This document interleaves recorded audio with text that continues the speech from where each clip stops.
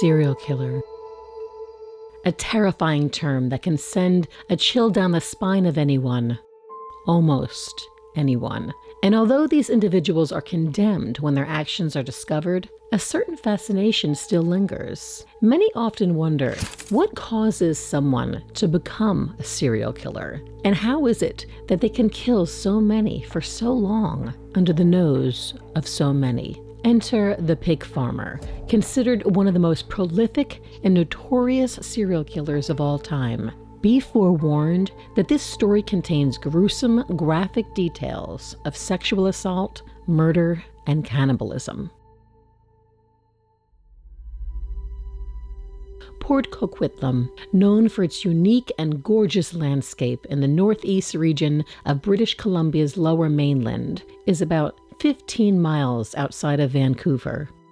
In 1905, just 52 years after the first Europeans settled in the area, a man named William Pickton purchased a sizable amount of land near a mental hospital, and he raised hogs. His children grew up and raised hogs, and his children's children grew up and raised hogs.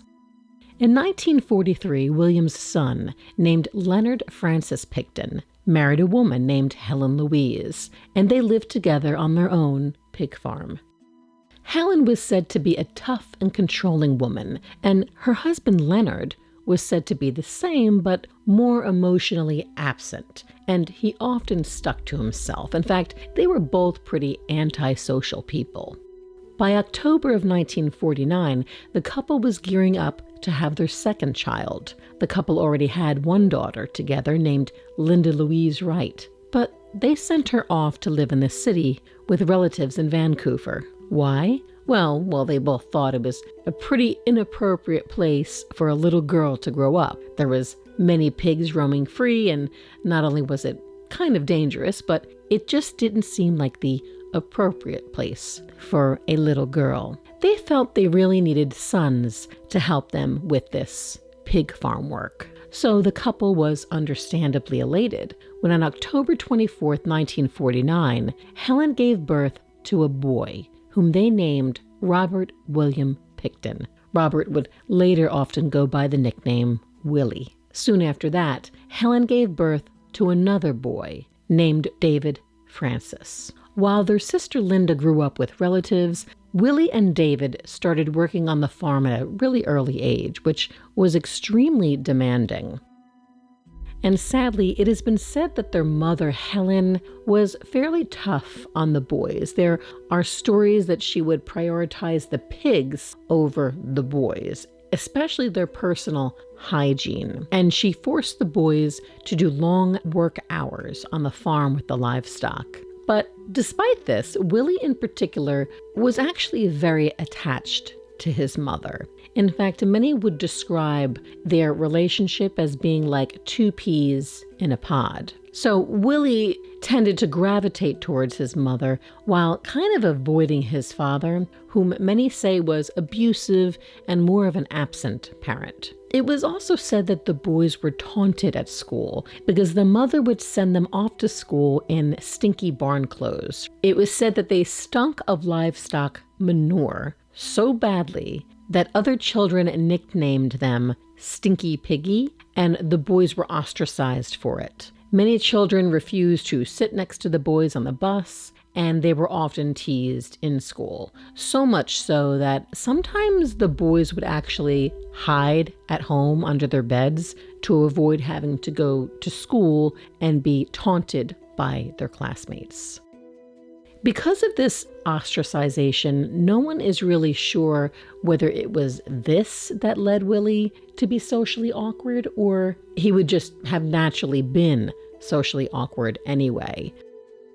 Around this time, Willie started to have academic problems in school. In fact, he failed the second and third grade and was placed in a special education class. It's been said that his IQ was somewhere in the area of about 86. And even though he was in a special class, he still had to often work through recess in order to get caught up with the rest of the class. As the boys grew older, they were getting more and more involved in the pig farm business. While Willie had many issues at school, he really seemed to thrive on the farm, as he spent most of his free time there. He would work and play there. It was said that even when he was playing or hiding, he would actually go into the carcasses of these gutted large hogs.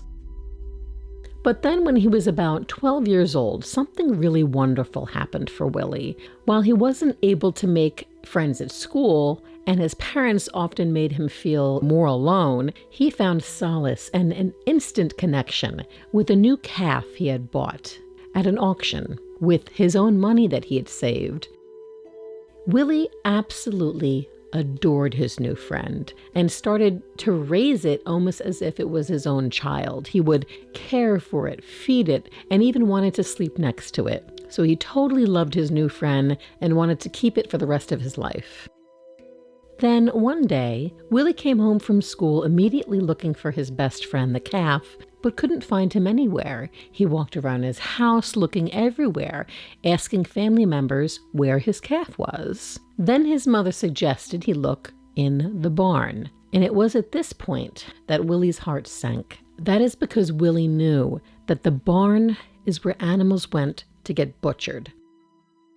So little Willie reluctantly headed toward the barn, but in the back of his head, he had a little bit of hope because he knew that he had already told his friend, the calf, not to go down there because of what happened to animals there.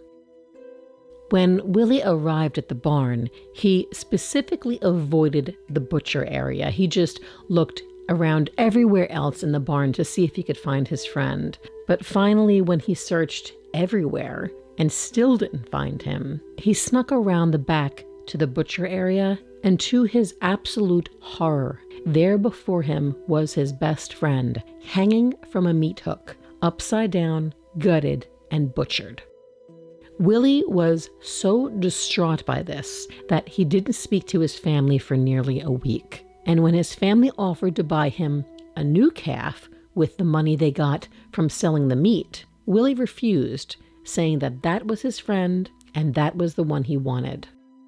Many really believe that Willie never really loved anything the way he loved that calf, again, for the rest of his life. And they believe that his way of thinking was really changed in that moment. And he would say he realized, quote, "We're not here forever. We're just here for the time we're here for."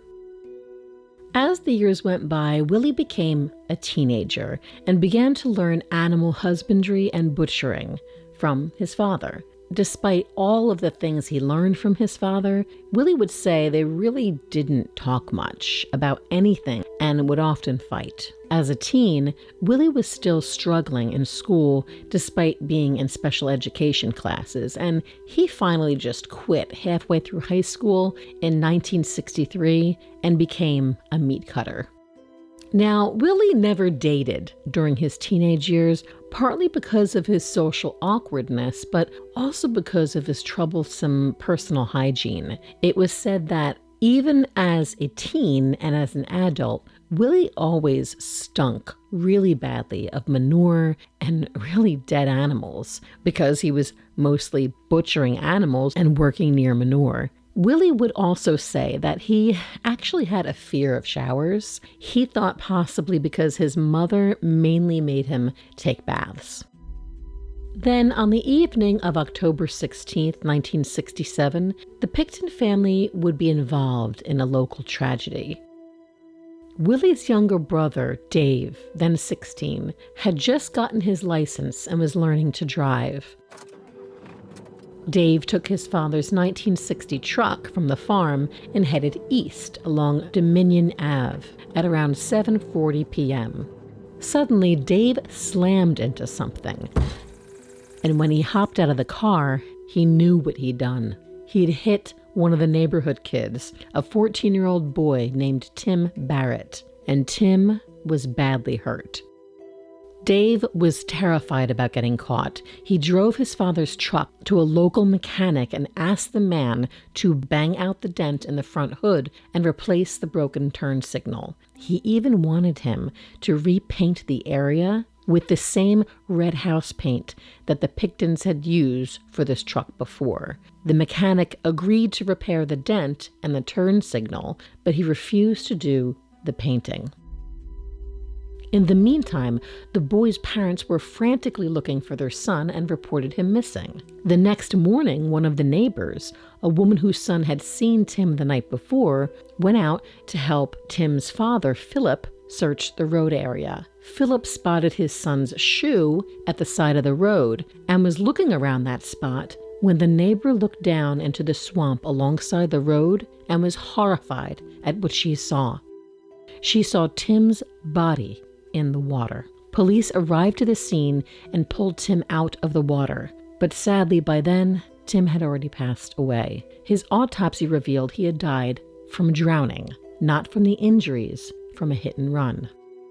Months later, a coroner's jury listened to the evidence of several people, including the neighbor who saw Tim walking that night, the mechanic who fixed the truck, and the police officer who investigated the case. The verdict was still accidental death.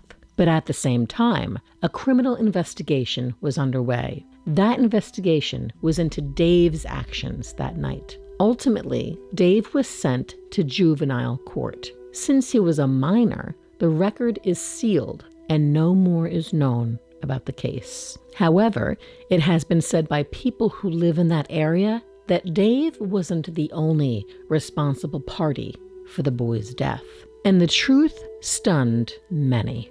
It is widely believed that after Dave realized he had hit Tim, he immediately raced home to tell his mother Louise about the accident. Louise then instructed her son Dave to go to the mechanic to get the car repaired, and in the meantime, Louise rushed to the scene to find Tim. After looking at Tim's injuries, Louise shoved him to the edge of the deep swamp that ran alongside this road and pushed him in it. Then she turned and walked home.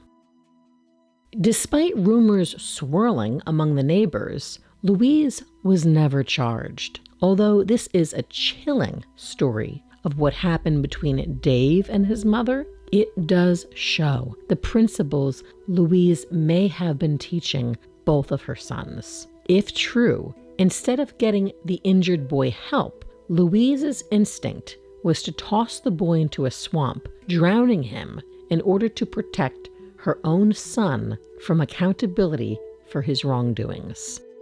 Years later, Willie was nearly a grown man. He had left working as a meat cutter around 1970 when he was about 21 years old to begin working full-time on his parents' pig farm. In 1978, tragedy struck the Pickton home when Willie's father passed away. And just as the family was healing from that loss, just a year later, his mother Louise passed away from cancer. With the loss of both of their parents, all three siblings then inherited the pig farm. The siblings ultimately decided to sell off parts of the pig farm for urban development, which sold for millions of dollars, making the Pickton siblings immediate millionaires. While they sold off many acres, they still kept a sizable portion and kept it as a pig farm. Willie was really the only sibling actually still interested in keeping the land as at least partially a pig farm. As the years went by, Willie lived alone in a trailer home on the farm. He maintained a small-scale livestock operation while he received a share of the proceeds from the real estate transactions. He was also a partner with his brother David in a salvage company. A man who worked on the farm, named Bill Hiscox, called the farm a, quote, creepy-looking place patrolled by a 600-pound boar that was just kind of running wild on the property. He also described Willie as a, quote, pretty quiet guy, hard to strike up a conversation with, who had occasional bizarre behavior, despite there being no evidence of substance abuse. Now, speaking of substance abuse, Vancouver's downtown Eastside is known for its extremely high rates of poverty, open drug use, homelessness, and prostitution. It's said that it's completely unlike anywhere else in the world. It is really that bad there. It is known to be a magnet for people willing to take advantage of others. And around this time in the 80s, something particularly strange was beginning to happen in the area within this community in poverty. Women started disappearing from downtown Eastside about the same time that women started disappearing along the broad and busy strip that separates the hotels from the international airport. The missing women from both cities were always poor, homeless, addicted to substances, and involved in prostitution to generate income. And Willie knew this downtown East Side area well because he would dispose of animal parts at a rendering plant there. He would often drive along the 10-block strip called the Low Track and would stop and offer women money and drugs. He would also sometimes take these women back to his farm. Now, because Willie struggled with personal hygiene, most people in society were really put off by this. But Willie found that he was able to easily connect with these people he found in these high poverty areas. The truth was, he had plenty of money, and these people were looking for something to help supply their addictions. While Willie believed these people were his friends, many others who knew Willie well would try to point out to him that these people weren't really friends. They wanted something from him. And Willie did fall in love with a woman from the downtown East Side. Her name was Gina Houston, and they both became what he thought was very close very quickly. And he would talk to her about getting married. And one day, Willie handed her a ring, but Gina declined the offer, and Willie was understandably heartbroken. But they remained friends, although many people did believe that she was fleecing him to get the substances that she needed.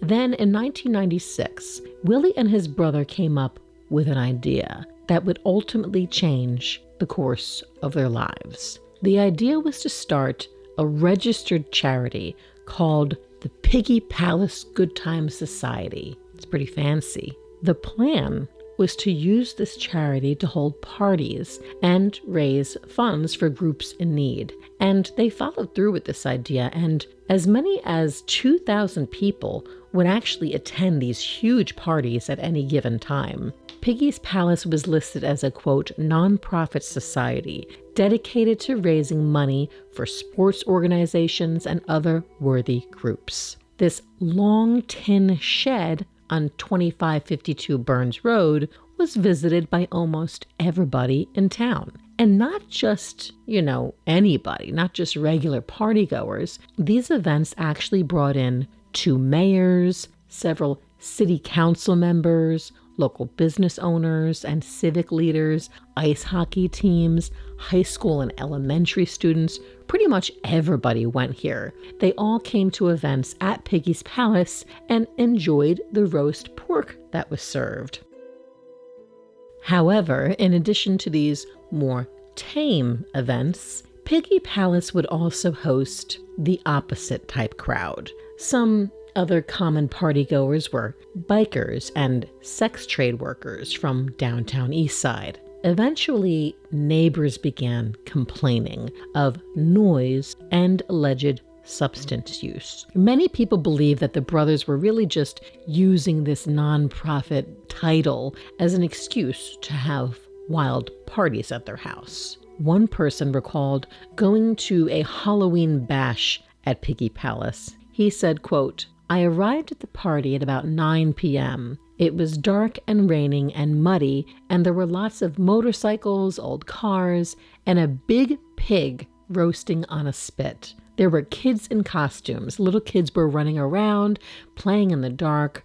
There wasn't much light. There were lots of women who looked like hookers. The party spilled all over the grounds, and there were people in the house and in the trailer doing the wild thing. I recall walking by a shack with a 40-watt light bulb hanging over the door, and machinery was running inside. And here I got a death chill. The hairs raised on the back of my neck, and my feet froze to the ground. I didn't want to be there anymore, so I actually left and walked home. In fact, this type of thing was said by many people who visited Piggy's Palace. They had similar impressions of the events and the location. It was wild. People were doing substances, drinking alcohol, all while eating the roast pig. Some of them noted that they weren't actually even interested in eating the pig because Willie was tearing this pig meat apart with his filthy, dirty hands, and it looked totally unsanitary and grossed them out. The Pickton brothers were eventually sued by town officials for violating zone ordinances, such as neglecting the agriculture for which it was zoned for and having, quote, altered a large farm building on the land for the purpose of holding dances, concerts, and other recreations. The brothers had been neglecting the site's farming operations after they started their charity, the Piggy Palace Good Time Society. It seemed that things were really starting to get out of control at the Pickton farm. Then in 1997, something happened that would prove to be a sign that there may be some troubling things going on with Willie. On the evening of March 22nd, 1997, Willie was driving his pickup truck along the downtown area as he liked to do, when he saw a woman working at the corner of Princess and Cordova. The woman, who was 30 at the time, was nicknamed Stitch and had the real name of Wendy Lynn Eistetter. Wendy would claim that Willie stopped and asked her how much for oral, to which she replied $40. Willie then asked, how about a little more? It was at this point that Willie then suggested to Wendy to come to his place, but she thought it sounded too far away. But Willie then offered Wendy $100 and said he would have her back downtown by 1 a.m. Wendy accepted his deal and hopped into his truck. Shortly after they begun driving, Wendy noticed a bra in the truck and asked Willie whose it was. He replied it belonged to a, quote, working girl. A few miles into the drive, Wendy asked Willie to pull over at a gas station so she could use the bathroom, but he replied that his place was nearby. Soon after, Willie unlocked a fence and was driving down a long driveway until they reached a trailer with a barking dog on the porch. As they entered his trailer, Wendy immediately noticed the kitchen was a complete pigsty with a huge butcher knife sitting on the kitchen counter. Willie checked his messages on the answering machine, and then the woman followed him past the kitchen and went to the bedroom. Wendy noticed there was no bed in the back room, just a sleeping bag on the floor and a big giant roll of plastic that reminded her of a roll of carpeting. This was when Willie took out his wallet and handed Wendy 5 $20 bills. Wendy says she remembers giving Willie a condom, and then they had intercourse for about 5 minutes. However, afterwards, something went terribly wrong, and both Wendy and Willie would have completely different stories. Wendy claimed that after intercourse, she asked Willie if she could use the telephone, but he refused to allow her access. She claimed he told her that other girls had made long-distance calls, and he said that he would let her use a payphone when he drove her back home. Wendy said she then went into the bathroom to inject a speedball, a type of illegal substance, but said she missed her vein and didn't get high. Wendy then came out of the bathroom and she asked Willie for a telephone book because she wanted to call her boyfriend at the hotel he was at. Wendy said suddenly she could feel as though Willie was creeping up behind her. Wendy said she turned around, but Willie grabbed her left hand and started caressing it, and then immediately slapped a handcuff on her wrist. This immediately terrified Wendy, and she began to fight him. Her immediate thought was the memory of the huge butcher knife she saw on the kitchen counter. So as she was fighting him, she started to back up towards the knife. When she finally felt her fingers wrap around the handle, she sprung forward with the knife and slashed at him. Wendy then claimed Willie grabbed a rag and yelled, quote, "You effing B, you got me good." As he placed the rag on his neck, Willie then grabbed a long stick as Wendy began throwing plants and anything she could in his direction. Wendy then lunged toward the door and tried to open it but couldn't. She attempted to break a window, but it wouldn't break open. It was at that point that Willie wrestled the knife out of her hands and stabbed her right in the abdomen. Wendy believes that she may have blacked out around this point because she doesn't remember getting out of the trailer, but the next thing she knows, she was outside the trailer, standing beside his pickup truck. Willie was holding her. She had the knife again in her right hand, and her left hand was cut wide open. Wendy kept begging Willie for her life, telling him that she had a family and that she'd give him $1,000 if he would just let her go. She described then feeling like a lot of weight was coming down on her, as if she was beginning to lose consciousness. But even through that, Wendy somehow slid out from under Willie, staggered down the driveway, bleeding profusely, with a handcuff still attached to her wrist. Wendy limped across the road and knocked on the door of a neighbor's house, but nobody answered, so she tried to break a little window on the door with the butcher knife and eventually smashed the little window with her elbow. But then Wendy saw car lights approaching. At first she ducked because she thought that it was Willie coming to look for her in his truck, but then she saw two silhouettes in the car, and she could see that one appeared to be a woman. The car drove to the end of the dead-end street and turned around to drive past the house again. Wendy said she kept smashing the window glass because it was a double pane and she was screaming for help. She noticed the car had stopped and Wendy started running toward it.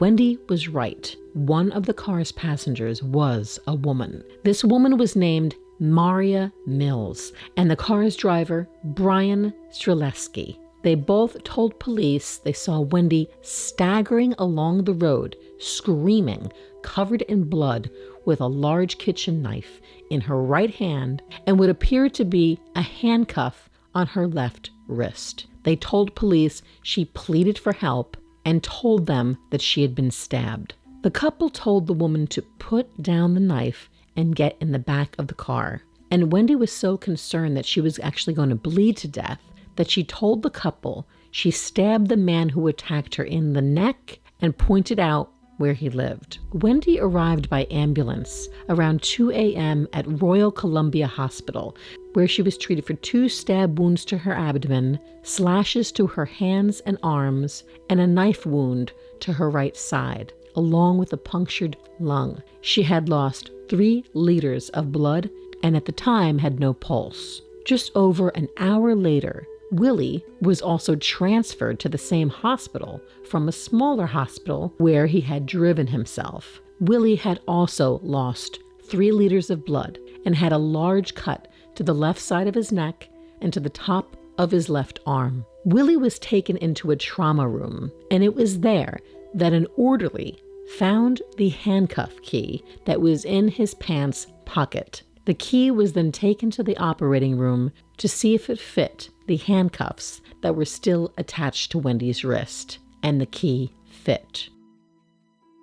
It's been said that had either of them not gotten the proper medical attention, both Wendy and Willie would have died from their wounds. Now, after they were both in stable condition, both Wendy and Willie had to speak to police. And of course, both Wendy and Willie had completely different stories. While Wendy claimed she was clearly handcuffed and attacked, Willie claimed that Wendy went into the bathroom to do substances, and when she came out, she was going crazy. Willie would tell officers that he was trying to handcuff Wendy to a door in self-defense. and that she wanted to steal the $3,500 he had in his pocket. He had told police, quote, "I was going to take her back downtown that same night, but she went bananas." Police would discover that despite Willie's claim that Wendy was trying to steal $3,500 from his pocket, he really only had a little over $900 in his pocket. The evening of the incident, a police officer seized Willie's clothes and rubber boots from the hospital for potential evidence, and they were placed in Royal Canadian Mounted Police, otherwise known as RCMP, evidence storage. 2 weeks after the knife attack incident, Willie was ultimately charged with attempted murder, assault with a weapon, and forcible confinement. Do you drink? Oh, no, I don't drink, I don't smoke. I don't use drugs, and then everybody says, how come your eyes are so bloodshot? Turn around, I didn't take the knife away from her. I did not take the knife away from her. I aimed it to her, and I knifed her twice. I did do that. I admit I did that. So you've never taken any of the prostitutes back to your trailer? Not since this incident, no. Hey. But before that incident? No. He would later tell police that the reason why he was charged for the incident was because he was the male. Willie was then released on a bond of 2,000 Canadian dollars. Then in 1992, Willie's brother David was arrested again, this time not for a hit and run, but this time for SA charges. The woman claimed that she was groped by David, and that David's employee warned her that she would be cut into pieces if she didn't leave town after she was groped on the construction site where they all worked. The woman also claimed that motorcycle gang members staked out her house. David was convicted and received a $1,000 fine and was sentenced to 1 year of probation. By the late 1990s, it was becoming more and more obvious that women were vanishing from the downtown Eastside area of Vancouver. The only issue was no bodies were ever found. So there was no evidence to prove they didn't just flee the area, since many of them were estranged from their families. Many of these disappearances actually even went completely unnoticed because many of these women weren't close to anybody. Many of the women were also afraid to go to the police. Because of the lack of help from authorities, sex trade workers began to actually band together, writing down license plate numbers and staying in groups. But the disappearances continued. Then, in the spring of 1999, a shocking claim was made to the Vancouver police. An informant told police that a friend of theirs, Lynn Ellingson, had told her that she had seen a woman's body hanging on a meat hook at Willie's pig farm. Police immediately called Lynn in for an interview, and they asked her, "Was this true? Did you see a woman's body hanging at Willie's farm?" And Lynn absolutely denied the claim, saying it was false, she had no idea who told them that, but it was absolutely not true. So pretty much everybody was denying actually seeing these things. Later in 1999, Bill Hiscox, the man who had worked for years on the Pickton farm, informed the RCMP that a friend of Willie's named Lisa Yelds had told Hiscox that she had seen women's clothing, purses, and ID papers at the pig farm for unexplained reasons. This phone call would actually mark the second time that Hiscox had contacted police about these strange details. However, the police still could not do anything because they could not obtain a search warrant based on hearsay. They required a witness report or physical evidence. But on January 19th of 2000, Willie boldly showed up to the police station with his friend and the woman he loved, Gina Houston. They decided to go to the police and speak to them since they knew police had concerns. And Willie believed that Gina was really good at speaking to officers and wanted to help clear up the misunderstanding. The following week, Willie invited police over to his home and trailer, and police found nothing. Sometime around this time, the police initially believed they may have made a breakthrough in the missing woman's case because a man named Barry Thomas was arrested for hurting several prostitutes in the Vancouver area. But as they dug more and more into Barry Thomas, it became clear that they still weren't able to connect him to the missing women. But then, February of 2002, a former truck driver for the Pickton family told the RCMP that he had seen illegal firearms in Willie's home. Because of this report, police were then able to get a search warrant for the residence. And on February 6th, 2002, officers raided the Pickton farm. When the investigators arrived, they found several illegal and unregistered guns, along with one inhaler an officer happened to see on the floor that belonged to one of the missing women. So both Pickton brothers were arrested, and police obtained a second warrant using what they had seen on the property to search the farm as part of the BC Missing Woman investigation. And to their absolute horror, those unregistered guns would be the very least concerning of what the investigators found. Because to this day, what was found at the pig farm continues to be one of the most shocking and gruesome crime scenes in Canadian history. During the search, investigators discovered body parts in a freezer, as well as purses and other personal items linked to many missing women. They found women's clothing and shoes, jewelry, and an asthma inhaler prescribed to Serena Abbotsway, a missing woman. The blood of another, Mona Wilson, was found in a motorhome at the farm. Police noted that, quote, not one body was found intact, and that a wood chipper and Willie's pigs are believed to have devoured much of the evidence. It is believed that Willie murdered, dismembered, and fed his victims to his pigs. On February 22, 2002, Willie was charged with 2 counts of murder, but a total of 26 murder charges were laid against him. Excavations continued at the farm from February of 2002 through November of 2003. The property was fenced off and under lien by the Crown and Right of British Columbia. All of the buildings on the farm were then demolished. Reporter Kim Bolan called the pig farm Canada's, quote, ground zero, likening the excavation and search for human remains at the pig farm to the massive undertaking at ground zero after the World Trade Center disaster, as they literally had to sift through so much soil to try and collect these pieces of DNA to identify these women. Police had taken over 20,000 DNA samples, and heavy equipment was used to sift through 383,000 cubic yards of soil in search for human remains. The cost was nearly 70 million Canadian dollars. And sadly, forensic analysis proved difficult because the bodies may have been left to decompose or be eaten by insects and pigs on the farm.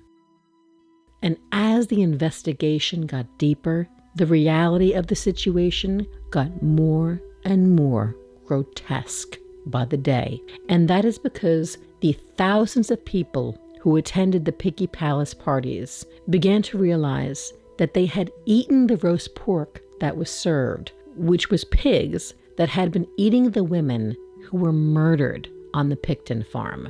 And Willie wasn't just serving the pigs to friends, bikers, prostitutes, mayors, and little leaguers. He was also bringing the unusable remains of those pigs and women to a rendering plant where a number of consumer products were made, such as lipstick base, soaps, shampoos, and perfumes, which were then shipped all over the world. Can you imagine that? Being the family member of a victim and actually realizing that you may have eaten one of those pigs, worn lipstick that was containing your, what? Absolutely horrifying. I can't think of anything worse. On March 10th, 2004, the situation got even more disturbing when the government revealed that Willie may have actually ground up human flesh and mixed it in with pork that he sold to the public. And the health authority later issued a warning. This is the stuff of absolute horror movie nightmares and absolutely gut-wrenching for those families. Later in 2003, a preliminary hearing was held, and the clothes and rubber boots that police kept in storage all those years since Willie's attack on a Wendy in 1997, those items were tested. And in 2004, lab testing showed that the DNA of 2 women were found on those items. After Willie's arrest, witness Lynn Ellingson finally came forward to admit the truth to authorities, because 3 years earlier, her friend had told police that she had overheard Lynn saying she saw a body hanging at the pig farm. But if you remember, when the police questioned Lynn, she said it was all a lie. Well, Lynn came back to police and admitted that she had, in fact, seen Willie skinning a woman hanging from a meat hook. But she had 2 issues. Number 1, she feared Willie would kill her if she told anyone the truth. But Lynn also admitted that she had blackmailed Willie about the incident on more than one occasion because she depended on him for substances. Lynn also told police that she was with Willie on at least one occasion when he picked up a woman that would later go missing. There was another woman that said that she would actually try to get women to come to these parties and say, come to this pig palace party. This is such a great time. And knowing all the while that this woman could possibly go missing. It's really mind-boggling to think about. Now, Dave Pickton, Willie's younger brother, was never charged with murder, but he was charged with several counts of being an accessory after the fact. The police suspected that Dave was aware of his brother's actions, but chose to remain silent. In an interview with CBC News, Dave denied any involvement in the murders. He claimed he had no idea sex workers were visiting his family's property and murdered, and he disputes the accusation that he ever helped his brother cover up the crimes. Now, despite refusing to actually speak to the police about the reality of what went on, Willie actually ultimately admitted his crimes when an undercover officer was placed in his cell. And the reason they did this, they wanted to see if Willie would talk, if Willie would start talking to this undercover officer posing as another, prisoner. And he talked. And not only did he talk, he actually was boasting to this undercover officer in his cell. He was bragging about the killings, going into detail about how he disposed of the bodies, and said he killed 49 women. And he actually expressed regret for not achieving his goal of 50. He called it the Big 50, noting that it was probably because he became careless. What have you done? No carcasses. So what do you got? You know what I'm saying? DNA. What? Yeah. Come on, buddy. Fucking this up.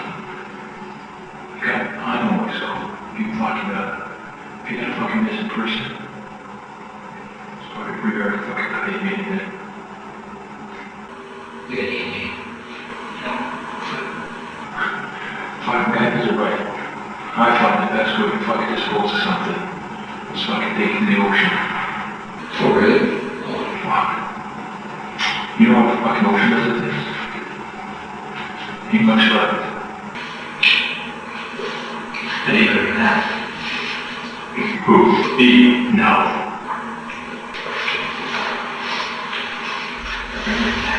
Hey? No shit. That's gotta be fucking pretty good. Hey? Mm-hmm. Can't be much fucking left.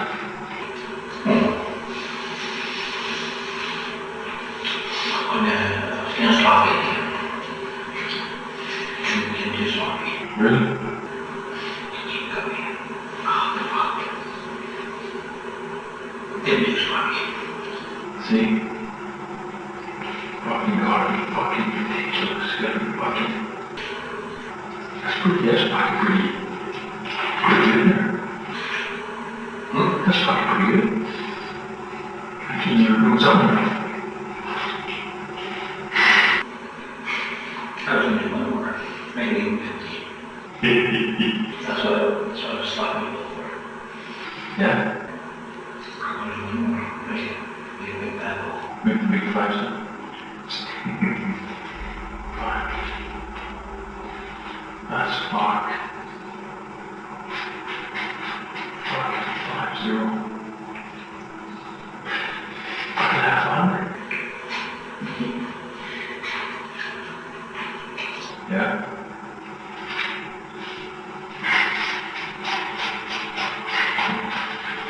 Best part. You gotta get 40 people to list. And that whole list is only half the people. The other half are going I love it. But I think we're going to nail they're going to fucking fuck you up on us. I think we're going to nail it across. But if that happens, there's about 15 other people are going to go down. Gosh, it's going to go down like that. Yeah. I said they're my friends. Huh. Okay, between me and you, man. Fuck, you know what? That fucking deal you gotta do for yourself. I thought they were my fucking friends. Yeah. Fucking where's the I world? was seeing the interview. No shit. I seen the interviews about the people. And he says, you fill the syringes up with antifreeze and you inject yourself and you're dead in better than 10 minutes. He says in the interview, everything else. Another phrase is, yeah, I mean, officers, well, they got a lot of stuff on me. So it's going to move big time. They're going to tell you the first. I married my old man, hungry. My knees body. Isn't that just kicking the ass now? But it pisses me off. Fucking horrible. You know, it pisses me right off. I hear the problems. They're this, they don't have nothing, but nothing otherwise. Oh, man.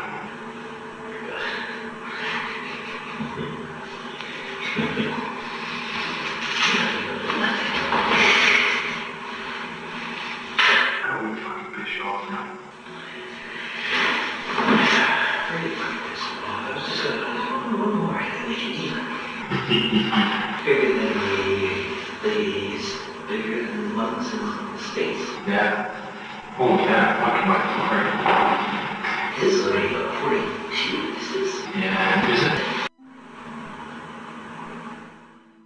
Willie's trial began on January 30th, 2006. He pleaded not guilty to the 27 charges of first-degree murder in the Supreme Court of British Columbia. During Willie's trial, lab staff testified that about 80 unidentified DNA profiles, roughly half male and half female, have been detected on evidence. A loaded .22 revolver with a dildo over the barrel, night vision goggles, 2 pairs of fox fur-lined handcuffs, and a syringe with 3 millimeters of blue liquid inside, and Spanish fly aphrodisiac, were found inside Willie's trailer. In a videotaped interview, Willie had claimed to have attached the dildo to his weapon as a makeshift silencer. However, that didn't make sense because revolvers really are nearly impossible to silence in that way.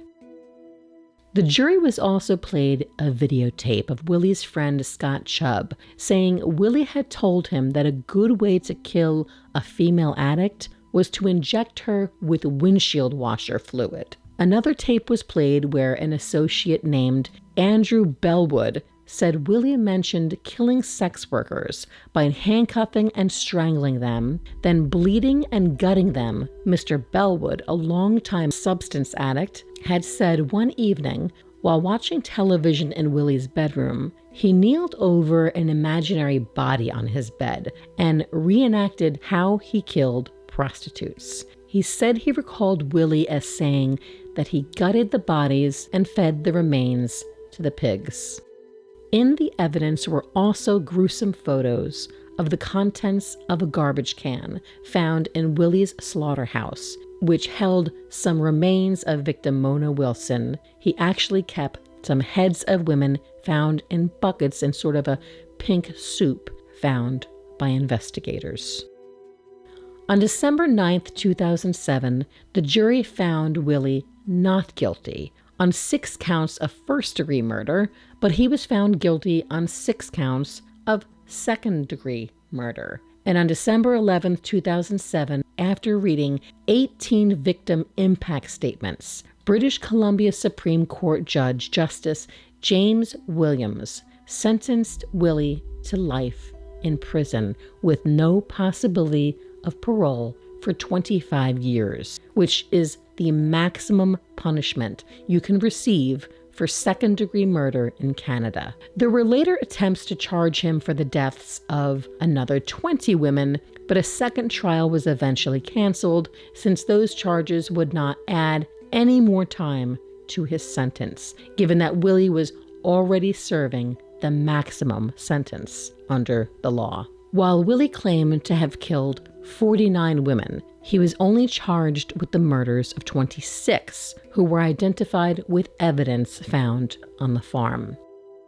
After his arrest, many would say that the police knew about the Pickton brothers in 1998, and that Willie was even charged with attempted murder in 1997. There was even a detective, Kim Rosmo, who was allegedly fired because she suggested there was a serial killer working in the DES area.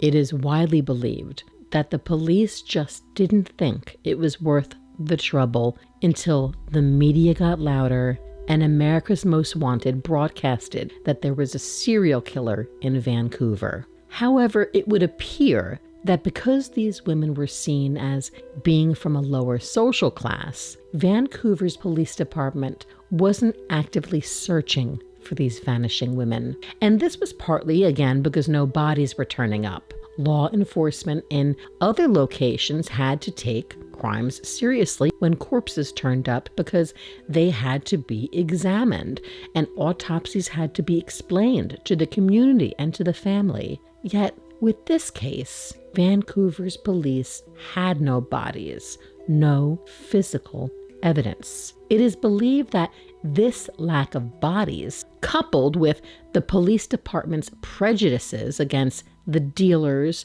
the addicts, and the prostitutes, allowed Willie, a serial killer, to operate with little to no legal interference. This, in part, with this case, answers the question of how a serial killer can get away with killing so many under the nose of so many for so long. There are growing calls tonight for a public inquiry into the Robert Pickton case as more details emerge, now that the remaining 20 murder charges against him have been set aside. Most of the publication bans in the Pickton case have been lifted, and we are now hearing evidence that the jury at his murder trial did not. The release of these new and shocking details is prompting some strong reactions from the families of the women that Pickton murdered, including here on Vancouver Island. These are among the thousands of documents collected during the course of the Robert Pickton trial. They contain information that until now could not be reported. Pickton was charged and convicted of killing 6 women, sex trade workers connected to Vancouver's Downtown Eastside.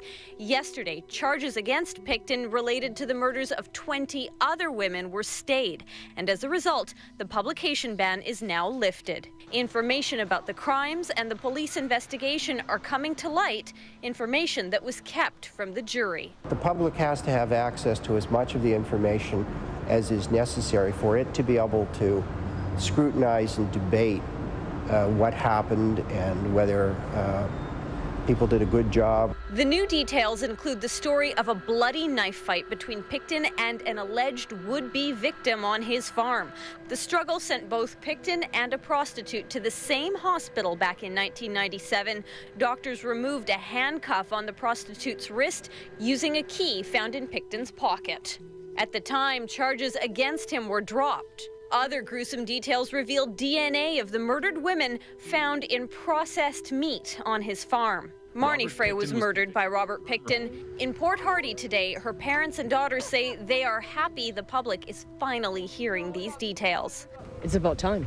I think the public needs to know exactly what happened and what we've gone through. They're still calling for a public inquiry into how police, who were aware of Pickton as far back as the mid-90s, couldn't arrest him until 2002. But damn it, they knew about this clown in 1998, and so did some of their other people. Like Kim Roscoe knew about it. And what did they do with him? They gave him the golden handshake and said goodbye. I mean, this is a crock. Attorney General Mike DeYoung could decide on an inquiry as soon as next month. Meantime, the Freys say these details are only the beginning of what the public will learn. Well, I think they are going to be horrified, and that's why I didn't like the media ban to start with. I think if the public should know what's going on. More information will include Pickton's jailhouse confession, but to the relief of the Freys and 25 other families, a ban will remain on access to photos and of body parts found on the farm. In 2010, a BC government inquiry began to examine how the Pickton case was handled by authorities. Its final report was entitled Forsaken in December 2012. The report said that, quote, blatant failures by police had led to a, quote, tragedy of epic proportions. The failures included inept investigative work, as well as prejudice against sex trade workers and Indigenous women. The inquiry issued 63 recommendations. Among them were the creation of a Greater Vancouver police force to make police cooperation more unified, more adequate funding for emergency shelters, and compensation for children of the missing women. Because of this case, the Vancouver Police Department made many changes to the way it searches for missing persons. The Missing Persons Unit is now a regular part of the police department. Investigations are begun without delay. Family members are advised and consulted before the release of information, and the case file is kept open until the missing person is located. At a press conference, Deputy Chief Constable Doug Lepard of the Vancouver Police Department apologized to the victims' families. He said, quote, I wish from the bottom of my heart that we would have caught him sooner. I wish that the several agencies involved, that we could have done better in so many ways. I wish that all the mistakes that we made we could undo. And I wish that more lives would have been saved. So on my behalf and the behalf of the Vancouver Police Department and all the men and women that worked on this investigation, I would say to the families how sorry we are for your losses and because we did not catch this monster sooner. The victims' children filed a civil lawsuit in May of 2013 against the Vancouver Police Department, the Royal Canadian Mounted Police, and the Crown for failing to protect the victims. They ultimately reached a settlement in March of 2014, and each child was compensated 50,000 Canadian dollars without admission of liability.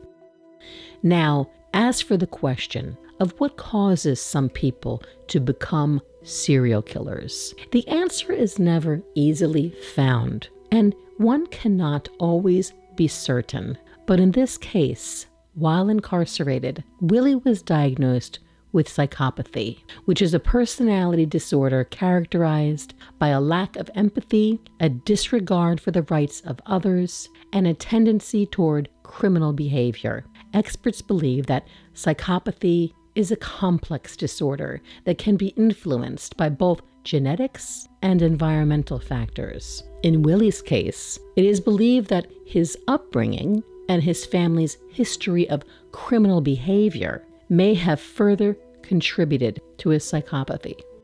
In February 2024, Willie became eligible to apply for day parole, as it's called, but no Parole Board of Canada hearing was scheduled. Then, a shocking twist. On May 19th of this year, 2024, Willie was attacked by another prisoner at the Port-Cartier institution in Quebec. Serial killer Robert Pickton was critically injured and is now in hospital. He was attacked at a Quebec prison on Sunday. The BC man has been serving a life sentence for murdering 6 women, although he was accused of killing many more. Pickton faced 27 first-degree murder charges. The Crown proceeded on 6. His sentence, life in prison, most recently in Quebec's maximum security Port-Cartier institution. On Tuesday, the Correctional Service of Canada said, "We can confirm that inmate Robert Pickton was involved in a major assault on May 19th.